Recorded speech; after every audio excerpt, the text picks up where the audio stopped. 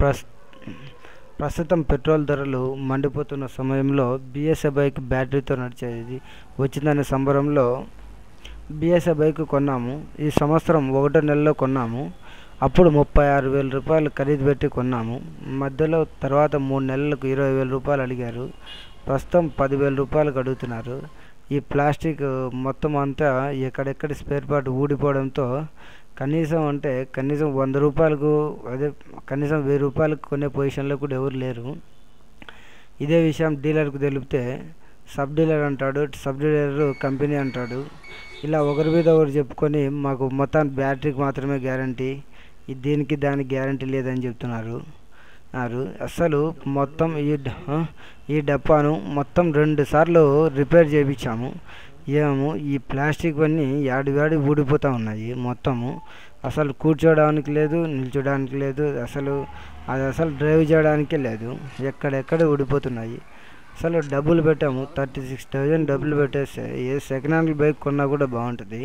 అంత ఘోరంగా డబ్బులు పెట్టినోడికి బాధలు అర్థమవుతుంది. వాళ్ళకు అర్థం కాక కంపెనీ వాడు ఏమి ఇంత ఘోరంగా రేటు చూస్తే 36,000 రూపాయలు రేటు పెట్టి కొంటే కనీసం అది ఇప్పటికి కనీసం 5,000 కొనేవాడు లేడు పొజిషను. అంత ఘోరమైన బైక్ అన్నమాట, చెత్త బైక్.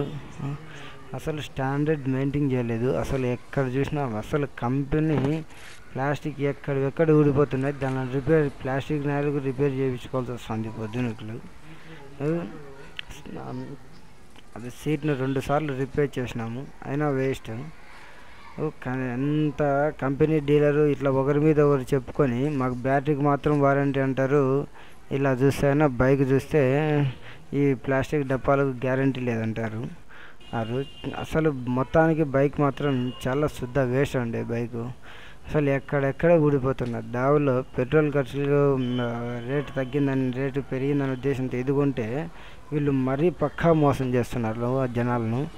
మోసం చేయడానికి మాత్రమే కంపెనీ పుట్టినట్టు మధ్యలో అన్నీ ఇవి నాప్టాలు ఇలాంటివన్నీ కంపెనీ మోసం చేయడానికే ప్రజలకు చేస్తున్నారు. కానీ కనీసం క్వాలిటీ ఇద్దాం కొద్దిగా అని కొద్దిగా వాళ్ళకు ఇంకిత జ్ఞానం లేకోకుండా చేస్తున్నారు. అదే నేను కొన్నప్పుడు 36,000 రూపాయలకు కొన్నాను. ప్రస్తుతం